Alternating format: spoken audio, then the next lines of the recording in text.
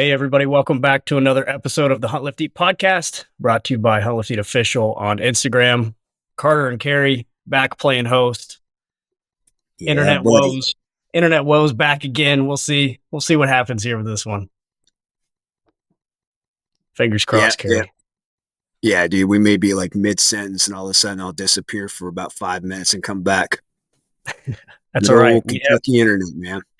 We have good news for this podcast, man. We got a pro on here with us. So our guest this week, we got Justin Synan joining us, man.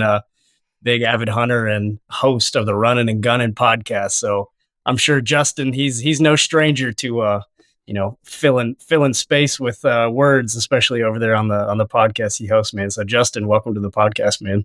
Yeah, thanks for having me, Carter. I appreciate you guys. I got to meet Kerry a couple years ago at the Mobile Hunter Roadshow that we do. I'm very blessed to be one of the speakers for that. I don't know how I ended up in that position, but yeah, back then, and then kind of got the podcast going and bumped into Kerry.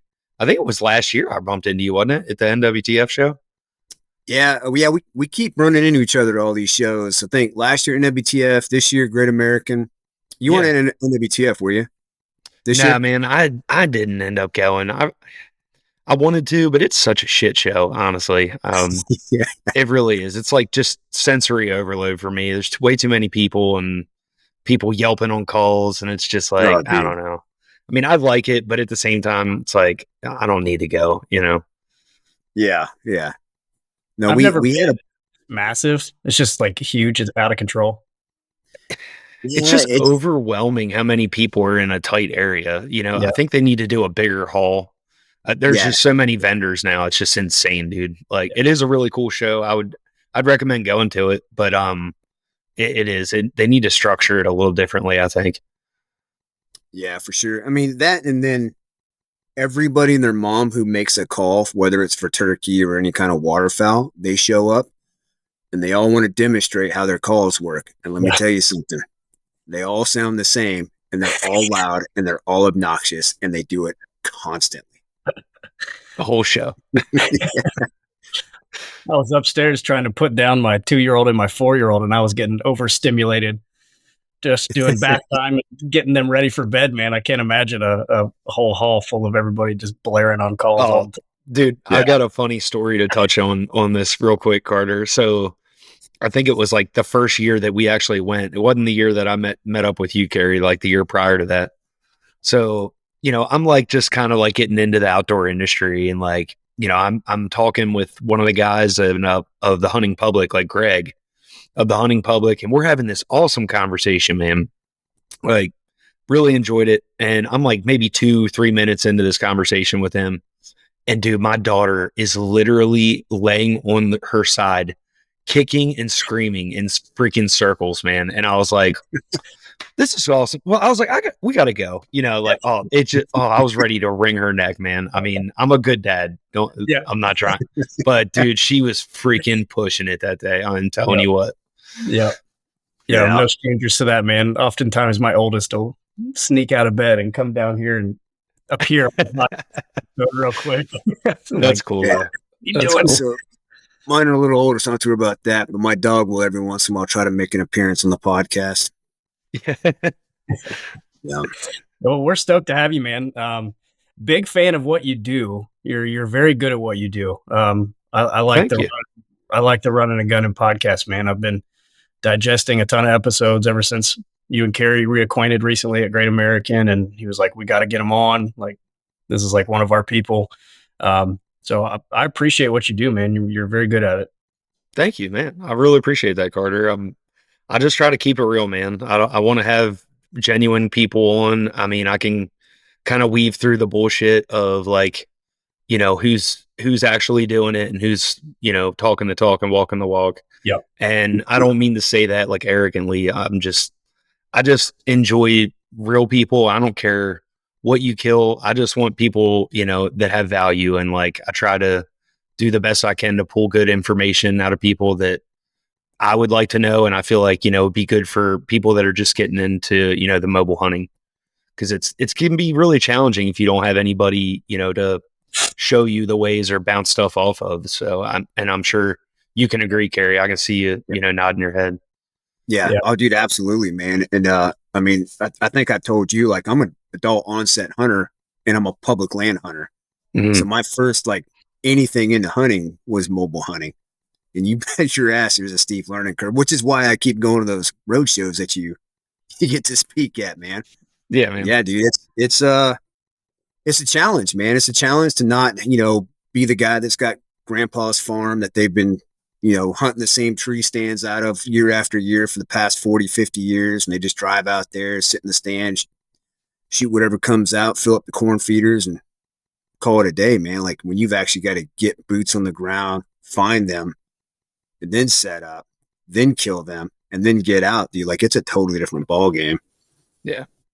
And I feel like, I didn't know at first, Kerry, until I really like dug into your profile and like looked at, all your stuff. I didn't know you were a Green Beret for one. So that's awesome. And thank you for your service, man. But I gotta ask, from as a buddy, like, is it a lot like I imagine you're a tactical person. Like, I think that there's a lot of really cool shit that plays into play with mobile hunting that tactical people really enjoy. Like that's one of my favorite things about it too, is just like having systems and like stuff that works for you. And once you get your system down, man, it's like, you're full tilt.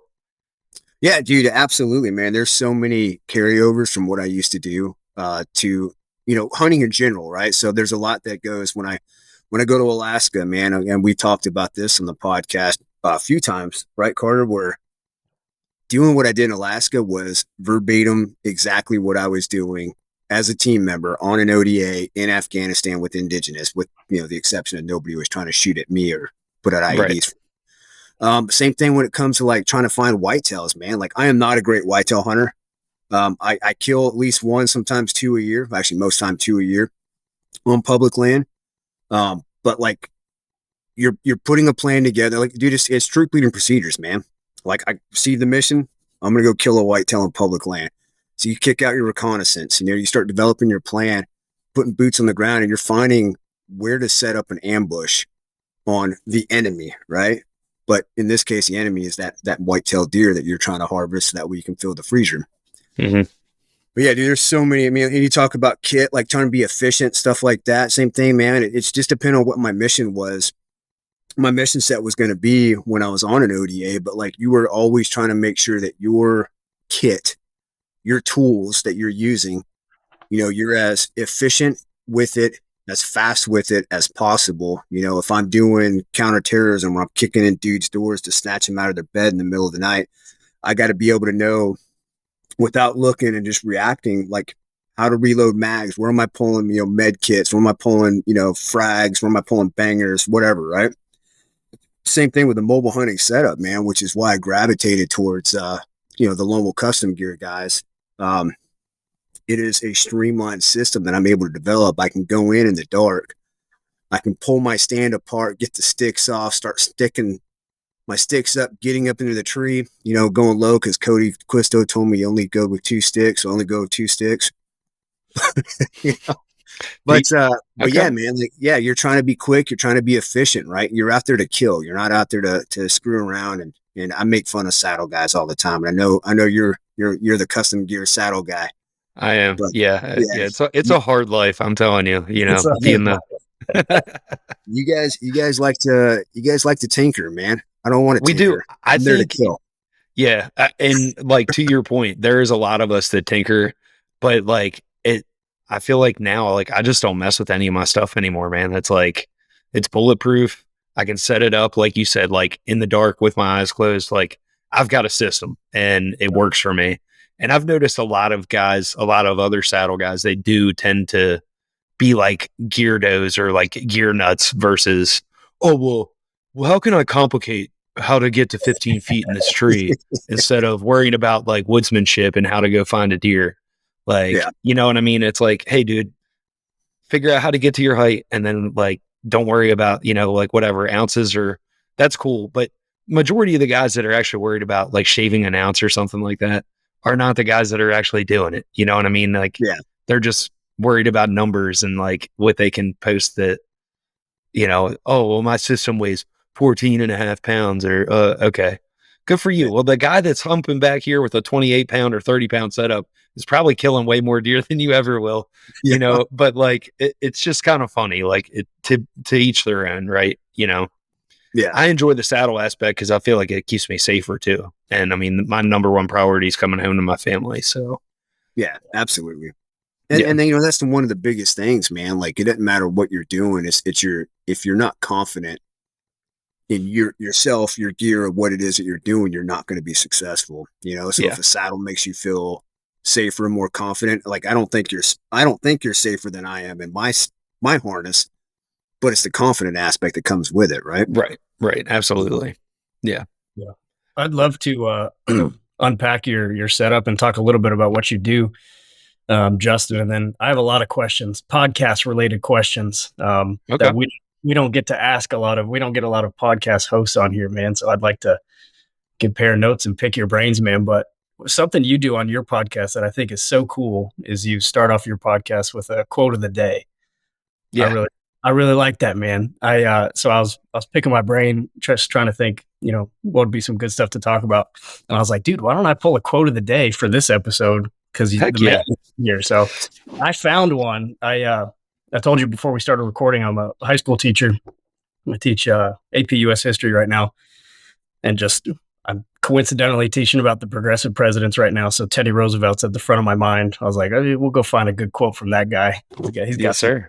There. So our quote of the day for this episode, man, it's from his speech. He gave a speech called The Strenuous Life, which a lot of people have read, especially in our realm, or Man in the Arena, all sorts of stuff by him. But this is what Teddy said. He said, "Far better it is to dare mighty things, to win glorious triumphs, even though checkered by failure, than to rank with those poor spirits who neither enjoy nor suffer much, because they live in the gray twilight that knows neither victory nor defeat."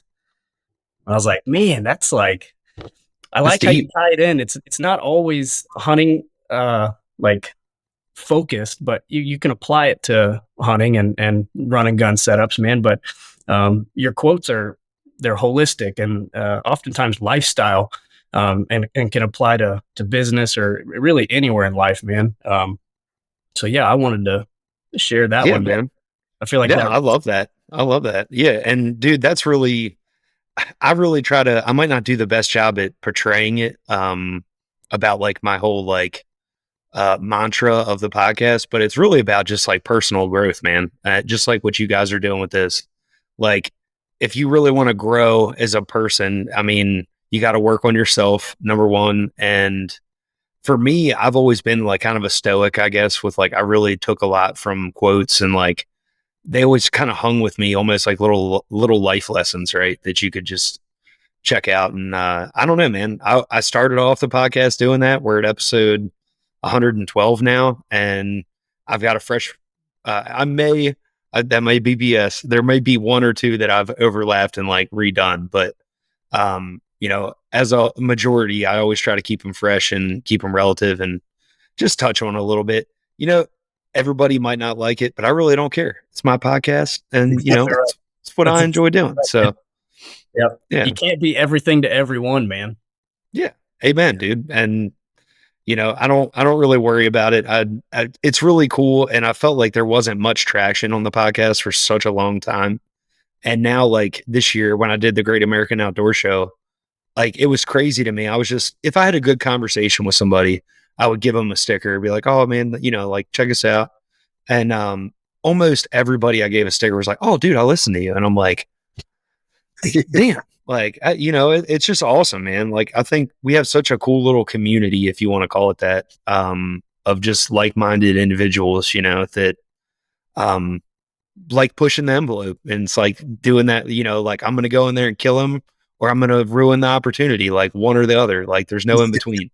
Yeah. And I just love hunting that way, dude. Just in your face, like shove it down his throat, kind of like it's going down, or I'm going to blow him out of there, one or the other. And that is enjoyable as hell. Like, I feel bad for the guys that don't get to go experience that. You know what I mean? Like, and it's taken a long time to gain the confidence that I have to do that. Like, I'm not trying to just recommend every new hunter go and have that approach. But go for it. Just do it, man. Just be aggressive.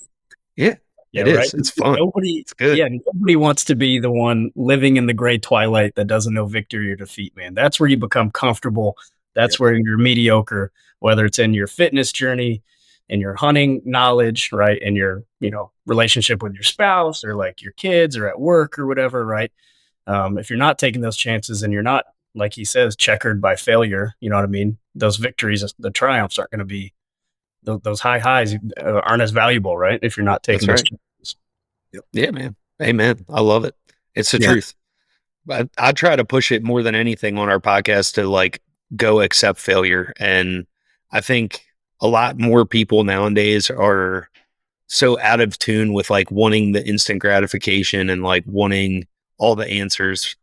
And it's like, dude, there's no freaking answer. You just got to go do it. Like I have a lot of like younger friends here that I've made in Kentucky, and it's been so cool to like help them and push their envelope. And, one of my good buddies, I told him, I'm like, dude, shut up. You know everything you need to know. Go ruin it. Like, go blow it. There's nothing I'm going to tell you. Like, stop looking for verification through me and go do it. I want you to call me when you blow it. Like, whatever. That's how you're going to learn. Yep. Like, you know what I mean? I learned way more from failure than success, man. So, and if you're not learning from that failure, man, like, what are you doing? Especially in the hunting world, right? Like, you're not going to become a better hunter without the failures and taking the lessons from the failures. Yeah, absolutely. I think every successful hunter will tell you that. I mean, that's how we've gotten to where we're at, and nobody likes to talk about all of them. I don't mind talking about some of them, but it's the truth though. It's like you only get to see like the highlight reels of, somebody's year, where like this year was hell for me. I mean, I'll be the first one to tell you, but you know what? Like I killed a deer a lot smaller than I've killed in a long time. And like, he was a great deer and I'm super blessed and happy with him, but I was floored to death, man, just to kill a deer. Like just from going through hell all season. I'm like, finally, like, I'm like, dude, you are not walking out of here. Like, there's no way. Like, I'm not going to push it to make it happen. I frontal shot my buck this year, which is, somebody's going to have something to say about that. I guarantee it, but I don't give a damn. I mean, it was an ethical shot. The deer died fast and whatever. It was frowned upon, but Yeah, I did one of those this year too, and it didn't work out so well for me. No. Talk about learning from failure, right? Yeah, monster in Iowa, man. Biggest deer I've ever had in front of me outside of I guide on a high fence ranch in Texas where they breed whitetail. But outside of that high fence ranch, I've never had a deer this big in front of me, man. And it was spooky. I had a buddy in the tree just above me, and he was calling out distances for me. And this buck would come in. We had a decoy out there, and he was grunting. He'd come in, and then he'd start to spook off, and then come back in, start to spook off. And so I went to full draw, and I'm just waiting for him. And my buddy's calling distances. He's like 40, 45, 40. And so last word I heard was 40. And I'm like, dude, this deer is going to bolt. Like, I'm going to shove it straight in this dude's throat. And so I did. Turns out my buddy whispered 35 and I didn't hear it. So instead of hitting him actually in the chest, I did hit him in the throat. Should have been a great shot. Lots of blood, man. But it was Iowa in the rut, and those are the toughest animals. Oh, yeah. They're a whole nother level. Oh, yeah. Yeah. Man, like, that's heartbreaking, dude. Yeah, dude, we tracked him for, I think, 3.5 hours, 500-ish yards, massive lung blood, dude. The dude was done. But we were on private property, and we had tracked him all the way to basically a corner of this private property, and ended up bumping him about 3.5 hours after the shot. And he kind of limped off. I couldn't get another arrow in there because it's pretty thick. So we're like, hey, let's back up, let him bed down and die here before he goes to another property. Mm-hmm. As soon as we stepped out of the woods, dude, it started pouring. And so when we went back in, we lost all the blood. We grid searched that whole area. Couldn't find him. Oh, man. Yeah. Is there any way you can go back and like shed hunt it or anything and like try to find it? So the guy I was hunting with up there, he's going to go back and see if you can't It sounds find like him. you killed him. I mean, oh yeah, 100%. He's dead. yeah. Yeah. Oh man, that's heartbreaking, dude. I'm sorry. Yeah, dude. We brought Hopefully you out a get some drone. closure. Yeah, no kidding, man. We brought out a drone, flew it over, see if we could find something. Nothing. There's no dogs anywhere nearby. I think the nearest dog was about 5 hours away. Yeah. So, Yeah. huge bummer. I'm not Yeah, saying that's I won't do brutal. another funnel shot again, but maybe Were if you I at an do, angle at all? Or I mean, were you like above him or was he just kind of level with you? no, so I was above him, but I mean, it was at 35 yards. So, I mean, Yeah. it And their wasn't a neck, steep shot. I just honestly, it's probably just the caliber of the deer and like Dude, being it's rut. big. His neck was Yeah. probably swole. Oh, I yeah. guarantee it. They're like Arnold Yeah. Schwarzenegger deer out there, man. They just, Yeah. they are. Have you seen a big Midwestern buck, Carter? Like No. on the hoof? No. Dude, when you see your first one, you're gonna shit. They're built different. I'm not kidding you. They like when they stand there, like they got muscles that come way past their heads. Yeah. Like it's crazy. It'll make the racks look small. Yeah. Hey man. But I got to see a couple like mega giants. I don't know if they were 200, but like the one was definitely 170 plus. And me and my dad drove by in the rain, and this thing is like standing there like Bambi's dad on the rock cliff in like this fog. And we were like, oh my God. Like you slam the brakes, turn around, deer's gone like a ghost, man. But I mean, well, it's just like imprinted in my brain forever. Is that awesome. Part of the reason you're moving to Iowa? That was in Illinois. But you know, if I'm being honest, we don't have any family ties here, right? Like our family situation's a little bit different. There's some stuff going on like close to our home, with the lake that's nearby us. And basically like they're going to rebuild the dam there at the lake, and there could be like an 8 to 10 year project. So me and my wife are kind of like, well, do we want to live here for another 8 to 10 years? You know, we got 2 young kids. And we decided we were going to bail. I did an elk hunt like 2 years ago, and it was an absolute blast, and it bit me hard. Like I want to do Western hunts a lot more. So that's kind of my mindset. Like, hey, if I'm in Iowa, I'm a lot closer within a drive of, you know, like Colorado and places like that. So that was an appeal, and it hasn't quite met. I've killed some great deer living here in Kentucky, but it hasn't quite met the expectations that I've had, if I'm being honest, not to sound like that. I mean, I killed a couple 160 class deer. But it's just really tough, dude. I'm just so tired of like, it's just to even see a 150. It's like, I mean, it's taken a lot out of me every year. And I'm like, it just isn't coming along kind of how I'd hoped that it would. And everybody's like, well, it ain't Iowa. And I'm like, you know, you're right. It's not Iowa. But it could be. It could be. So yeah, man, life's for living, brother. I don't know. I'm not a tree. So there's no roots planted where I'm at.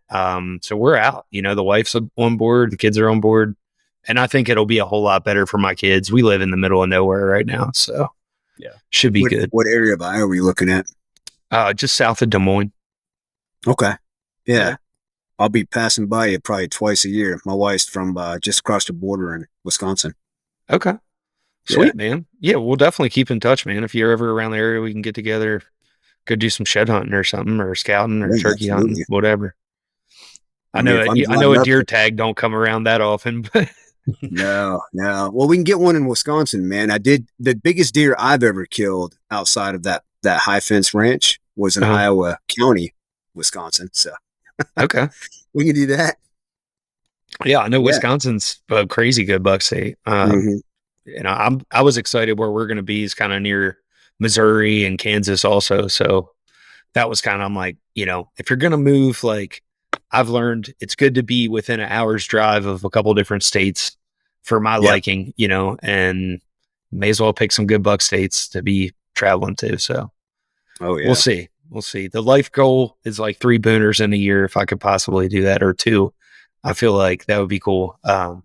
I don't know. I feel like it could happen, you know, anything could happen. Yeah, absolutely. Yeah, cool. Yeah, that's awesome, man.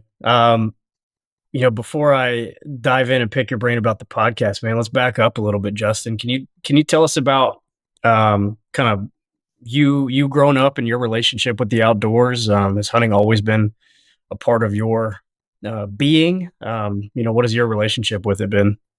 Yeah. So I was raised around it. My dad, he was always more of a meat hunter, to be honest. So he kind of raised me with the meat hunter mentality, man. Like if it was brown, it was down. We weren't picky about anything. So I got really efficient. I started hunting at like 12. I started bow hunting when I was probably like 16 or 17. And then for me, it was all dirt bikes. And then when the fall came, that's all I did was just hunt, with my dad when we could. And then, when I was about probably like 22, I just, we went from hunting the eastern shore of Maryland, and I don't know how familiar you guys are with Maryland, but, the eastern shore was kind of like the Midwest of Maryland, right? Like there was really good deer on the eastern shore of Maryland. It was just the soil distribution. It's right by the ocean. There's marshlands, like tons of cover and good genetics. So there was really big deer, and that's where we started hunting at. Gradually, as I, grew up, my dad became a trophy hunter, and he killed a couple like good bucks. And then I was really just getting into bow hunting at that time. And then next thing you know, we lose our property on the shore, and it's like really, it became like more of a rich man's kind of area. Like it was super high to lease. Like we didn't have a ton of money to like do that kind of stuff. So my dad wasn't really a big public land guy. So he kind of gave up the whole approach for hunting like big deer, and it was kind of depressing. So here I am, I don't have really any knowledge of like where to go kill a big deer in my area. I was good at killing deer, don't get me wrong. And then I just stumbled into suburban deer hunting in like a Baltimore County. So right near where I grew up at was like just north of Baltimore City. And dude, these county deer, like basically it was, you'd find some good pocket areas that were like near parks and stuff like that. Like big parks too, like 10 to 20,000 acre areas. And man, it was crazy. I went for one dirt bike ride back through this area and seen probably 3 or 4 deer over 130. Right. And I was just like distraught. I'm like, holy shit, this is crazy. Yeah. So I went back in there and started hunting that year and missed a lot of deer. And then like the next year came, I took it way more seriously, and I missed probably a booner. I would say he was like in the 170s. And that's when it like bit me hard. And I've been hooked bow hunting ever since. Like took my bow hunting more serious, or my archery game more serious.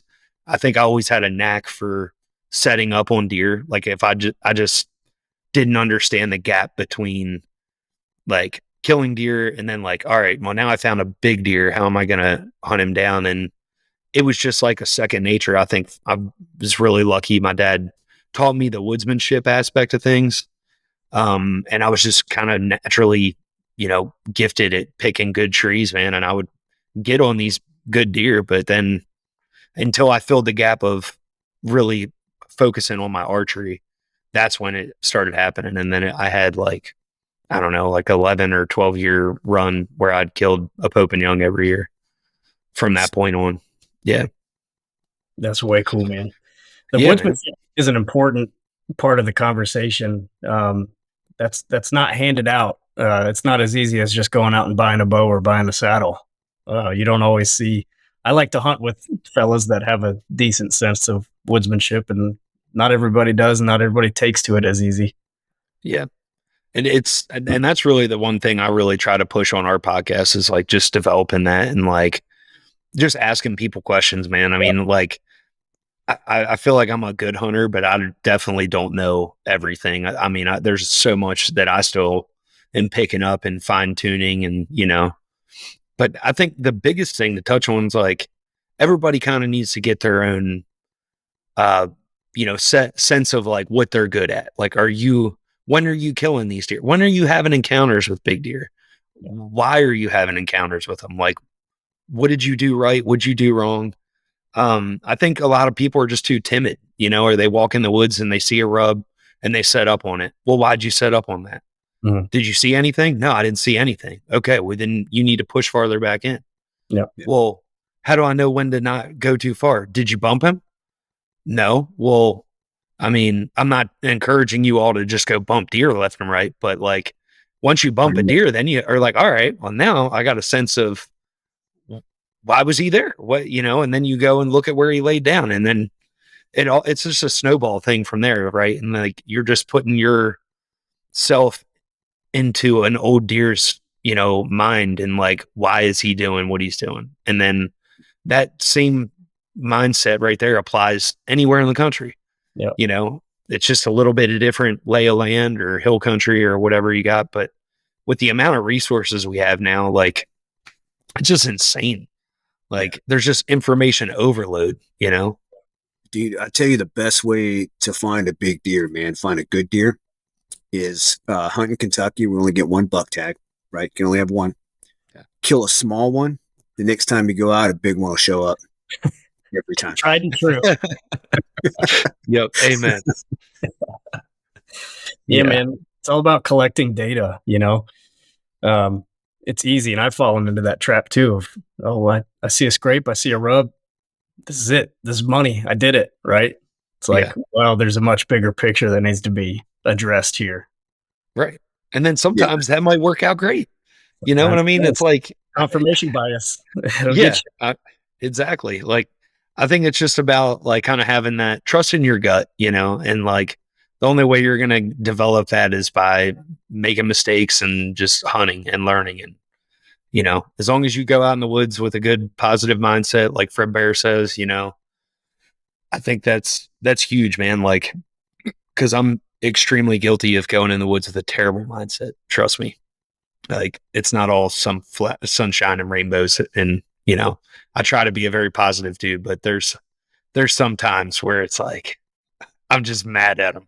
You know what I mean? Like, just literally just pissed off walking in the woods. Like, this better be the freaking day, and it's not good because you don't have a good hunt when your brain's not in gear, Yeah.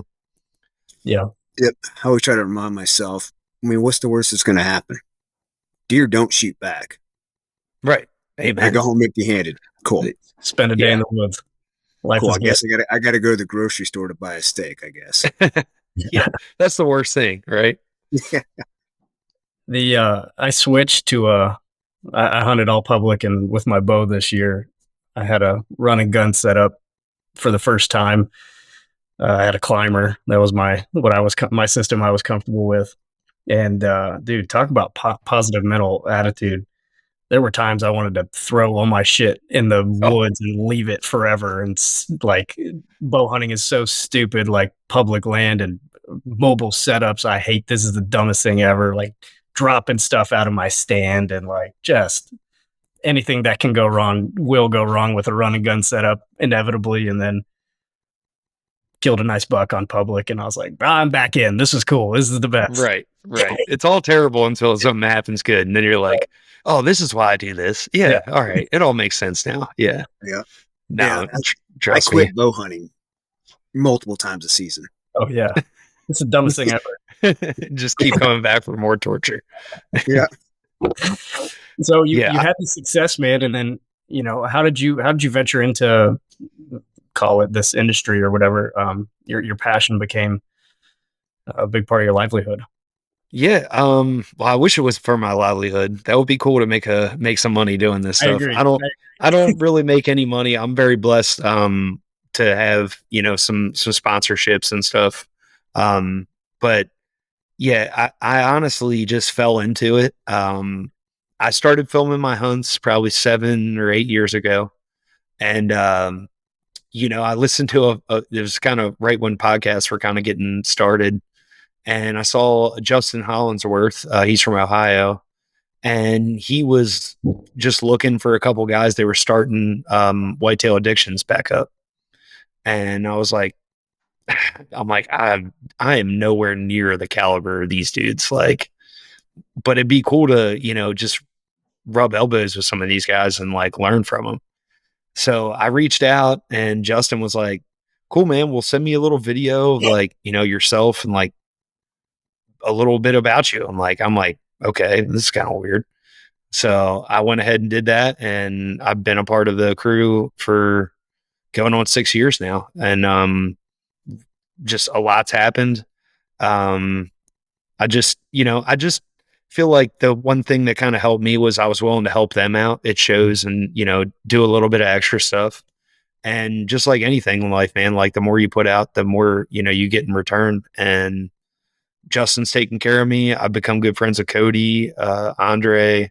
I every once in a while I have to pinch myself because I'm like, I don't know how I got to this point or how, I'm just a normal dude that just loves bow hunting, man. And, yeah, it's just snowballed into whatever this is now. And I started the podcast 2 years ago.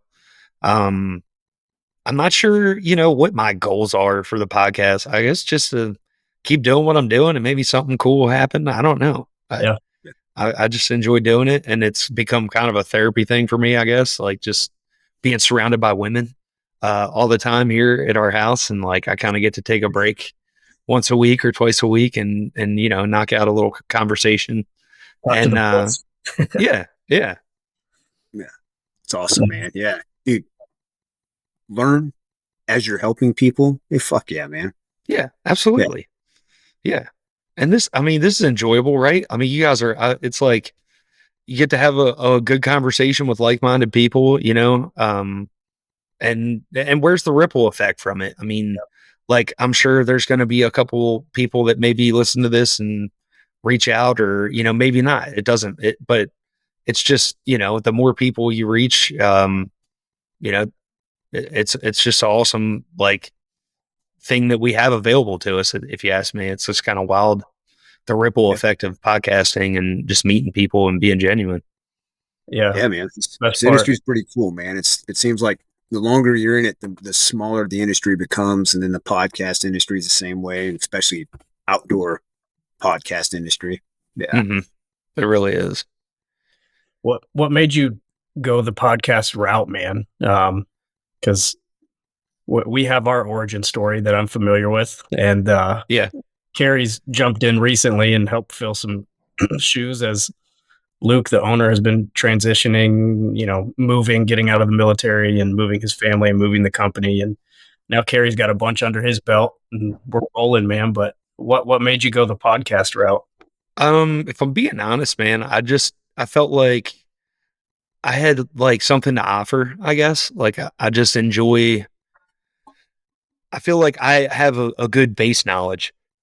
And then I love archery. I have like a little bit deeper of a passion than some other people do. And then I was really connected. Like I just knew a lot of people that did what I like doing. And I was like, there's really no podcasts that are just dedicated to mobile hunting. Like when I started it, and I was like, maybe this will be cool. And now like, there's like 3 or 4 other like mobile hunting podcasts now. It's like, it's crazy, but yeah, I just thought I had something to offer, and I started my YouTube, and it was kind of like, I thought it'd be a good way to maybe like tie both together and try to grow a YouTube channel and, just share some of the stories and, highlight reels of some of the podcasts and stuff like that.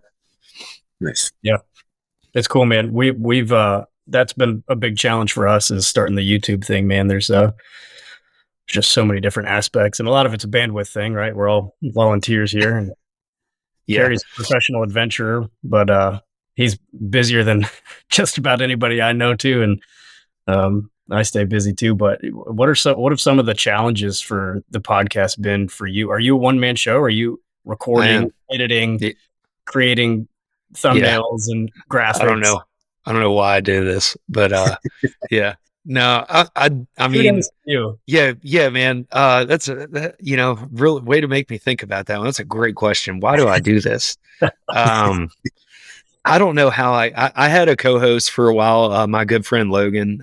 He started a small company doing like nutrition, and he does nootropics. He's got a cool little drink. I'm actually drinking one right now. It's really tasty. the Ranger sticks. His company's called Timberwolf Supply, and we did it together. And I was like, "Hey, man, this will be great," because he's kind of like a newer. He's been hunting for a while, but he was really getting into the mobile hunting kind of deep. And I was like, I think it'd be great to have both of us, because like he has a lot of insight for like a newer hunter's perspective, and then I've got a little like the next step up. And I'm like, then we introduce, our guests that are a whole nother level. So like between all of us, I feel like it's a good, it was a good gist.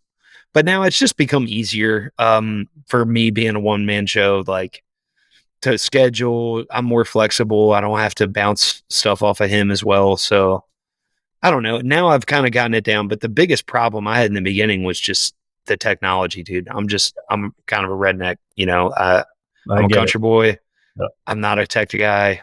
So I had a lot of technical issues. But now I think I use Riverside.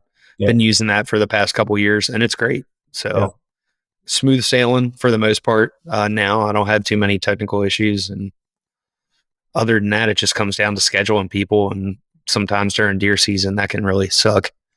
Trying to grind and hunt and be a dad, and you're wearing all these shoes and hats and boots, and yeah, we'll get that kind of. It's not easy. We'll get that kind of freak out during hunting season too, but we don't have any podcasts recorded. Yeah. Shit. Yeah. It happens. We'll find dudes. Dude, speaking of Logan, man, his tell him I said hi, man. His Ranger sticks are pretty awesome. I actually drink one every morning to start my day. That's awesome, man. I definitely will. Definitely. Yeah. Mix a little Dead Shot Hydro and a Ranger stick. I just ordered some. I finally got some funds in my account now, so I just ordered some of that stuff. You recommended it that one time when I shared it. Should do. So he does nootropic too, but his is like you pour it under your tongue. Okay. And then it kind of dissolves. But I like having one to drink first thing in the morning. Then I take his before I go shoot or before I go to the gym or whatever. Nice. You use my discount code, right? Yeah. Awesome. Why, do you get a little kickback or what? Yeah. Fuck, I haven't got any money from it. Oh, I was hoping I was going to make you rich, All I know is I've got some buddies who have bought things from companies that I have discount codes for, and they don't use my discount code. Carter. Yeah, and that's frustrating. Oh, how did I know this is going? This is going to be cured.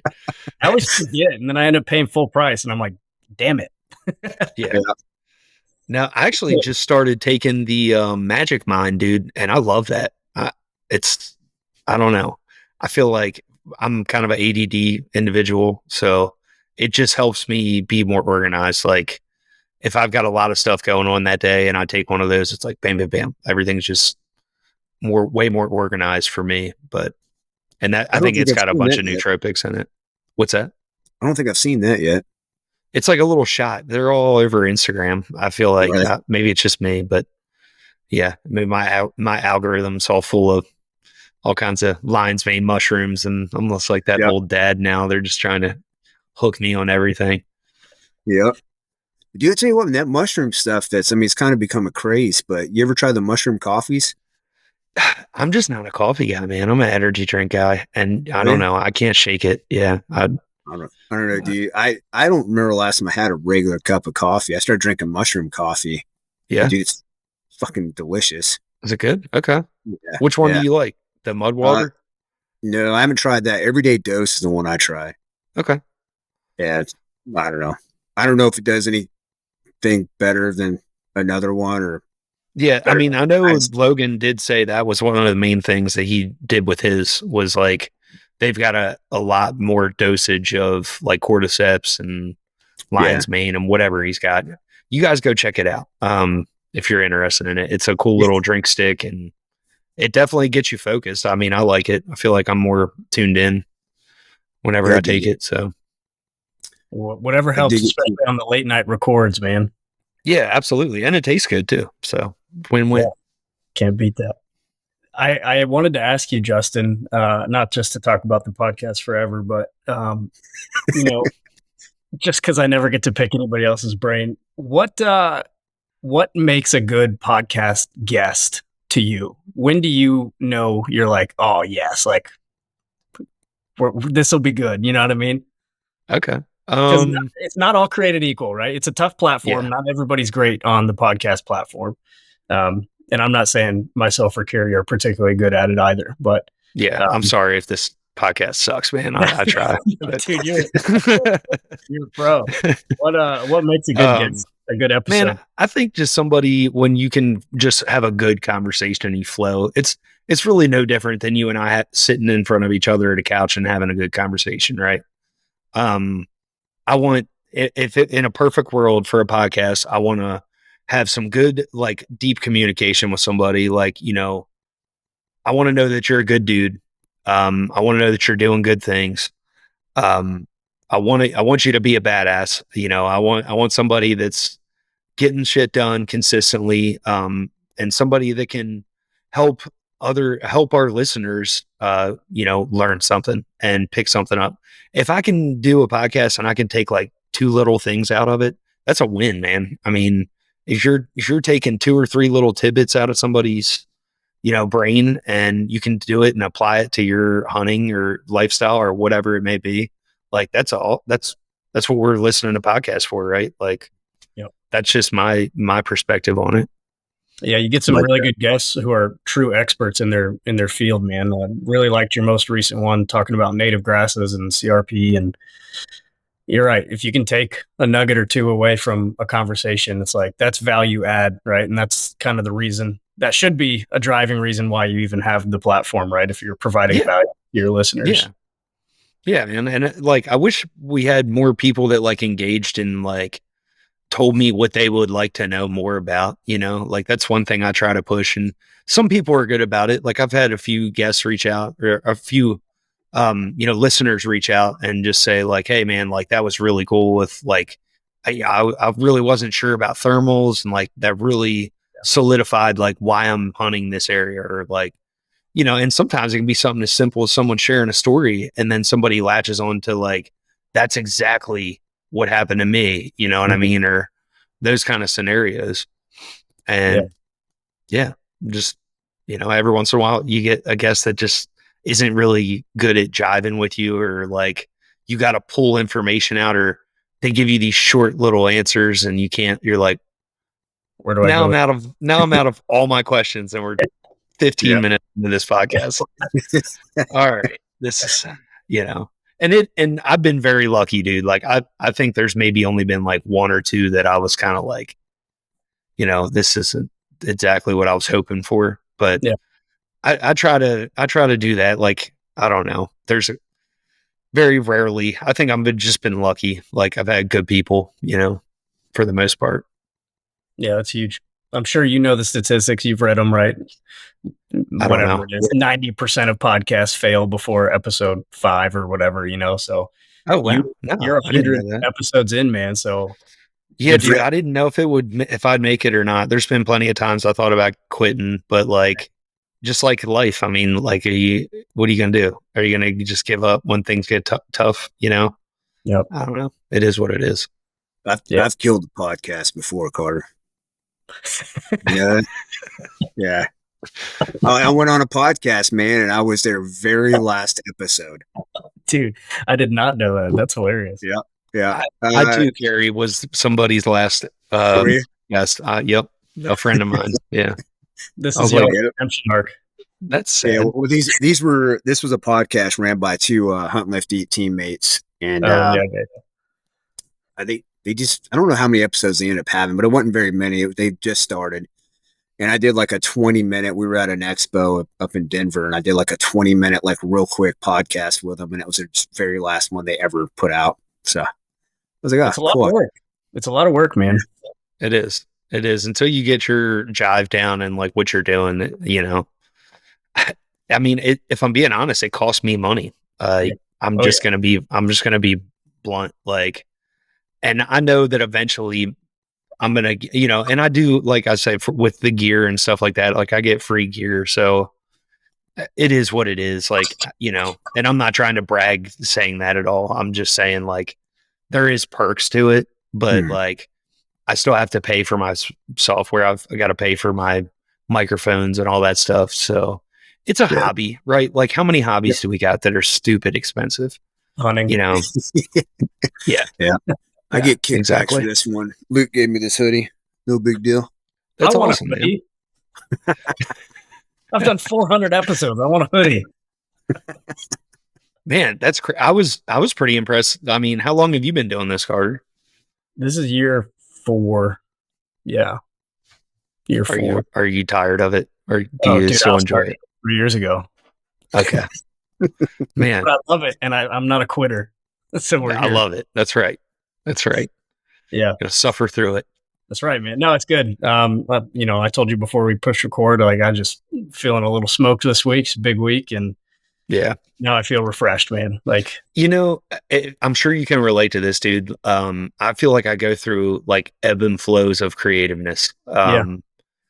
Sometimes, and it's been like that the whole time. Like just these constant, like I'm stoked about it, and then sometimes you just get down these valleys, and that's life, right? Like nothing is ever awesome all the time. So I don't know, but I'll tell you this, that I learned from Eric Clark of the Okayest Hunter podcast. He's been like a really big help to me with like getting stuff going. And if I've had questions or anything like that, he's been there for me. But he said, you need to look at your podcast as a return on relationship. And I think that that's really hung with me the past couple of years, is just, I've made some great relationships. I've had some great conversations with great people. And I feel like I've got more friends in other states than I do in where I live. It's crazy. I'm going to write that down. Return on relationship. No, it's good. I like that. Yeah. That's really good, man. Because what else in life is more worth it, right? Everything is based on your relationships with other people, and some people are an energy ripoff and not worth wasting time, right? And so we move on. And if you're not good for the situation I'm in, not selfishly, but like I got my kids, I got my wife, that's a priority. Like, and then I want good people around me, like you said, doing good things, knowing that you're a good person. I got another one for you. OQP. Hit me. Only quality people, man. Only quality people. That's it. Surround yourself with only quality people, and your life is so much better. Yep. Surround yourself with people who are better than you too. Make yourself better. That's what I love about this podcast, man. I've gotten to get on and just talk to some really cool people who are way better than I am at the things I want to get good at. Yeah. Amen, dude. I agree with you. You guys have had some really high caliber guys on here too. I was pretty impressed. I was just like scanning through and looking at it like a couple of days ago. Yeah, dude, it's been awesome, man. Like, I mean, obviously Carter's been doing it for a while, but maybe 6 months, 7 months, something like that. Coming on here with you, Carter. But dude, just in that time, man, just some really awesome people I've gotten to talk to and get to know on here. Yeah. And what's that worth, right? Like you don't know the ripple effect of that. And then like that guy might introduce you to somebody that might take you on a hunt, or, you know what I mean? Or help you in some kind of way, get permission. This guy, he knows him. Oh, okay. Well, next thing you know, you all three are going out and you kill the biggest deer of your life, or elk, or whatever it is. Yep. So that's kind of where my mindset is on the podcast and why I still do it, Absolutely. Yeah. Speaking of hunts, man, can you tell us a little bit about your elk hunt? Yeah. It was guided. I will be the first to say it was a guided hunt. I literally just wanted to learn from a professional. I went out there, I booked the hunt in Harrisburg. My whole dream as a kid was to go out there and do it with my dad. My dad's not in good enough physical condition to do a hunt like that. I really was going to do it with a rifle. But I was talking to this guy, and he knew how much I love bow hunting. And he was like, dude, I'll tell you what, he's like, I got a spot that just opened up for archery. He's like, I'm not trying to sell you on this. He's like, but it is, he's like, I'm a huge bow hunter. We have a 75% success rate on like a shot opportunity. And I hand select like 4 guys a year, and that's it. And that's the only guys I take archery on. He's like, we're hunting public land. But it's, it's a nice size forest, and like, I know where the elk are at, and I'm like, all right. So we booked it 2 years in advance. So I had to wait. I didn't have to do any crazy stuff with the tags. He had an outfitter tag for me.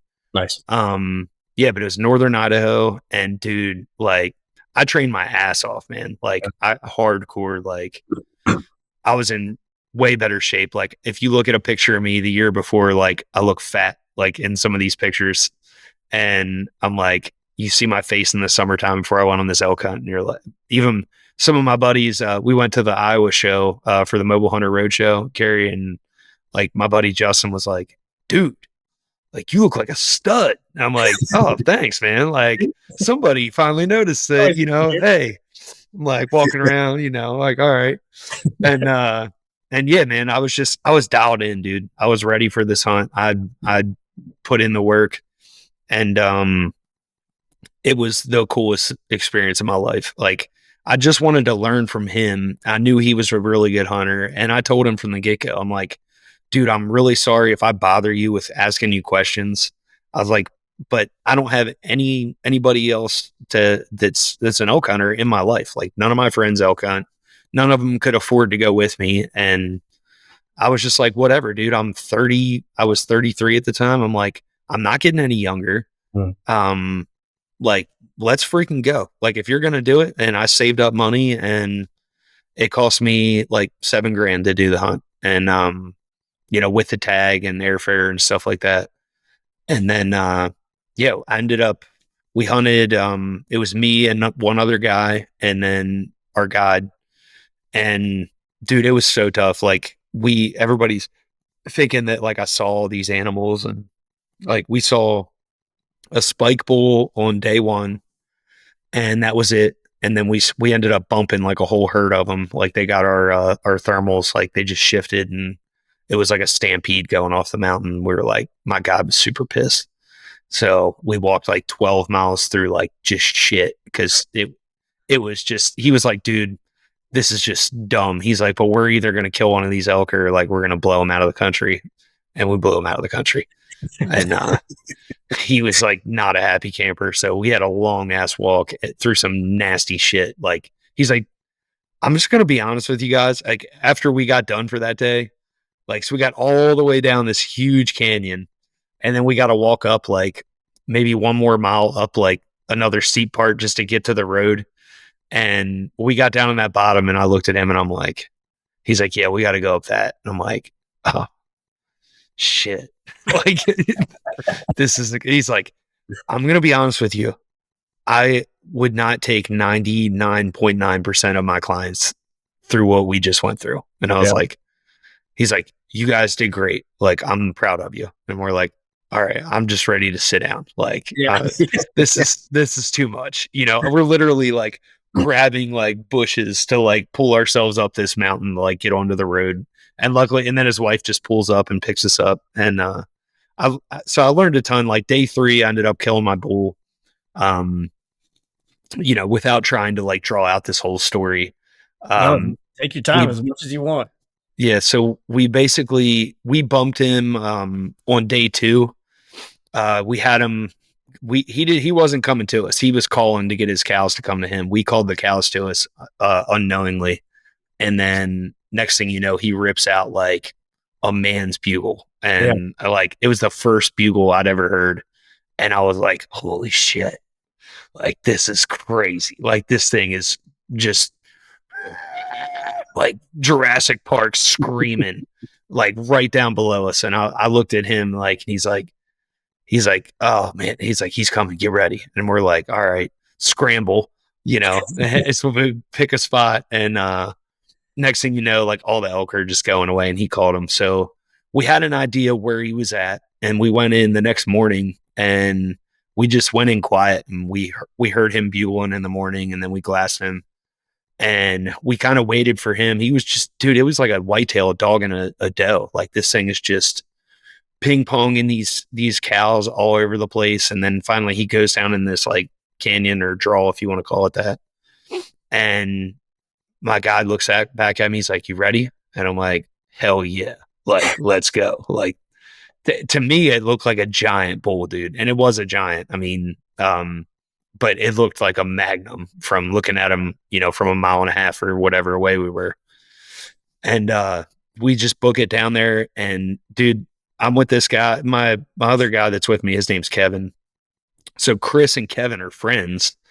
And like, when you're like friends with somebody, but like Chris is a super intense dude. And Kevin's kind of like the funny, like comical, like friend you got, right? And he's taking it seriously. I'm not discounting Kevin. So he is behind me, and like me and Chris are like freaking sprinting down this mountain, like jumping log jams. Like it was sketchy. Like we were going as fast as we possibly could without risking our safety, right? And Kevin is like lagging behind me, and dude, he like looks at Kevin. He's like, "If you don't fucking keep up with us, man," and I'm sorry to like cuss, No, but you're good. he's all right. So he's like, "If you can't fucking keep up, just stay the fuck here, and we're going. Like we're getting on this bull, and I'm not gonna have you mess this up for us." And I'm like, this is awkward. So I feel bad, but like, I mean, my adrenaline's up. I know that we're going to get on this bull. Like he's just screaming on his own down in this bottom. So we're just covering ground, just getting to him. Right. Well, we get down and there's just rubs everywhere, man. Like I just remember like vividly being like, oh shit, we're in his bedroom. Like thinking about what I know about whitetails. I'm like, this is his bed, and you can just smell him. Like it was awesome. So we get down in there and I'm like, I'm already kind of mentally preparing myself. I'm like, all right, I think this is something's going to happen. So he looks at me, we're down in this area, and he's like, all right, I'm going to call real quick. And he like turns away from where we think the elk is and lets out like a chuckle. And this bull fires up like maybe 60 yards from us, just screaming. And Chris turns and he's like, get ready. I'm like, all right, okay. So I run to this one little gap, and I'm like, it's super thick. It's just a Douglas fir tree forest where we're at. And I run over, I get like, just in my mind, I'm like, all right, like find the farthest spot you can shoot and just pin up right there. Well, there's this one gap, and then I range the tree. It's like 35. I got a 3-pin slider. It was a spot hog at the time. And I just dialed my pin into 35 right at that tree where like I kind of thought that would be a good spot. And dude, he comes in, and Chris like looks back and he's like, all right, I'm gonna piss him off. He grabs a whole tree and puts it on his side, and I'm like thinking like, what the hell is this dude about to do?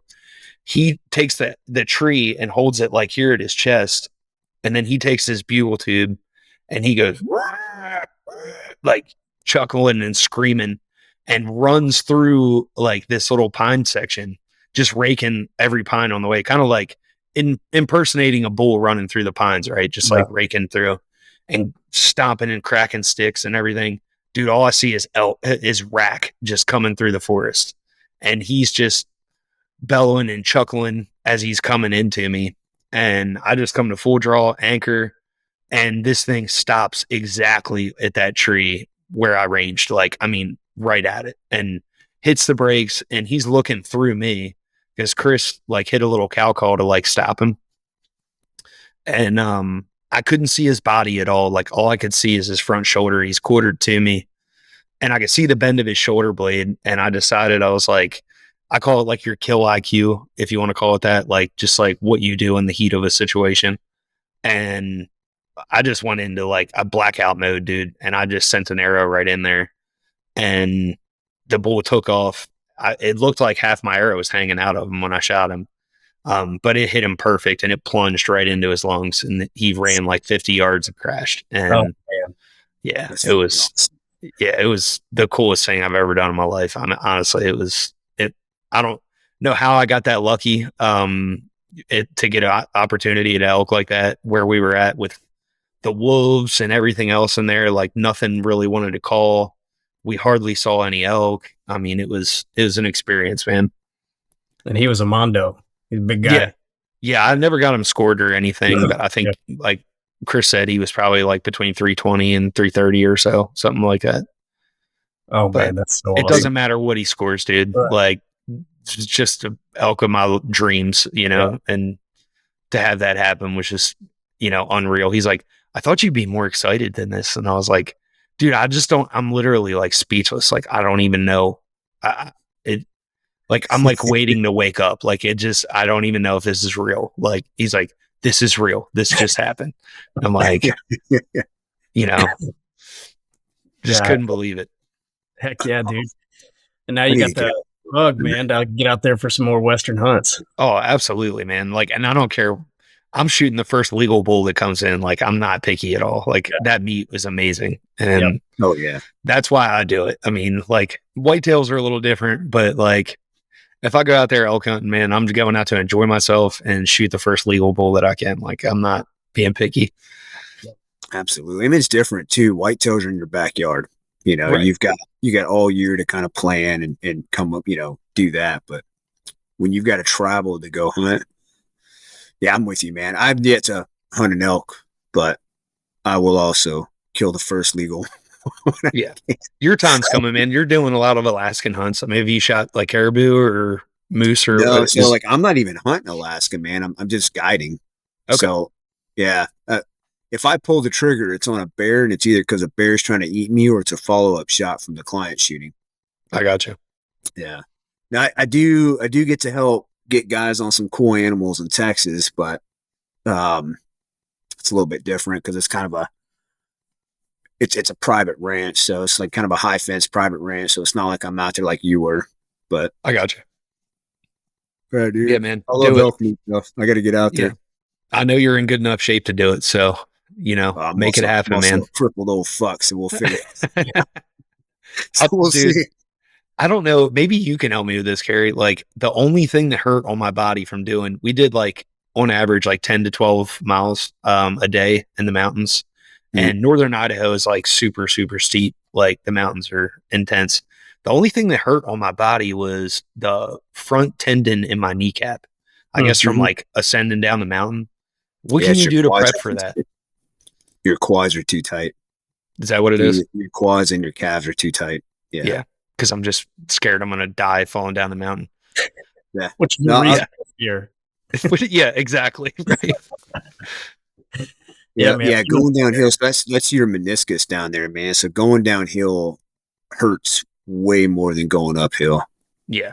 Yeah. But I was great training with doing the Stairmaster and all that stuff, but there was no preparation for how much, terrain that we were going down. And that was the worst part. Yep. I didn't know, like, in the future if I could do anything to adjust that. But so I don't know if they still sell them, but I use these little cuffs. They used to come from Mark Bell's website, howmuchyoubench.net. It's a little knee cuff thing. It's not a knee sleeve, it's a little cuff. Okay. But I used to put that up under my knee when I was training rucking and stuff like that, when I was having knee problems. I haven't had to use it in a while, luckily, because, shameless plug, I'm using Hunt Lift Eats programming and my knees feel better. But yeah.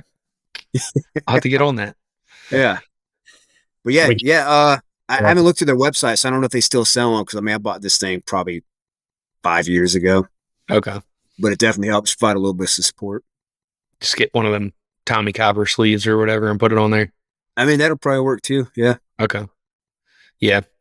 Yeah, I'll definitely want to do that next time for sure. And I don't know if I'll be hunting that steep of terrain anymore, but my guide told me, he's like, if I catch you out here hunting my mountain, he's like, I'm going to kick your ass and pop your tires. And I was like, I bet you would. I bet you we've become good friends now. So it's kind of cool. Like, he's like, man, he's like, yeah, exactly. Dude, another funny thing that I should have touched on. So when all that went down and the elk's coming in, right? Kevin had been shooting grouse all week, and we had just been giggling like kids all over the mountain. Well, Kevin knocks a freaking field point because he's gone through most of his broadheads.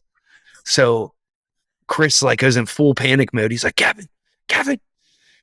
He's like, yeah. Like, dude, this is actually happening. He's like, you got a fucking field point on your arrow. He's like, oh my God. Yeah. And then, dude, this elk's just coming in like heavy, it's hilarious. It's this whole little freak out moment before like this elk comes charging at us, but yeah, unforgettable, man. What an awesome experience, dude. Anybody who listens to this podcast or the Run and Gun podcast and is obsessed with whitetail or obsessed with turkeys and run and gun setups, always cool to try something new, man. Even if it doesn't work out, just being in the elk woods or the big mountains. Oh yeah, different ball game. man. Please, anybody listening, go travel out west, like before you die. Like I don't care what your financial situation is, figure out how to do it. Yeah, it's life changing. I felt like I don't know how spiritual you are, but I've never felt like closer to God than being out there, man. It was really cool. And I can't wait to go do it again. It's just awesome. Kerry and I were just talking about that recently. Yep. Yeah, man. Nothing like it. But cool, Justin. We're man. That flew. We're rolling up over an hour again. Yeah, I feel like we wasted too much time talking about mushroom coffee because there's so much more I wanted to talk to you about. Well, shit. Sorry, man. Easy solution. We do a part 2. Too easy. There you go. If you got the time, man. But yeah, man.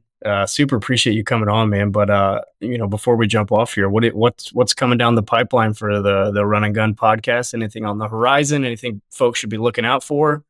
Man, right now, like for those of you guys that do listen to us, just bear with me. I'm in this very strange point in my life right now where I'm panicking on what's going on with the move of my house and selling our house. There's just so many unknowns for me right now. I'm just trying to keep the podcast going and keep it fresh and relative. I know in the future, I really kind of want to do a little bit more development and diving into to having more like land specialist guys, kind of like Kent from our last podcast. He was really big on native grasses. I want to have like a guy that specializes for timber improvement,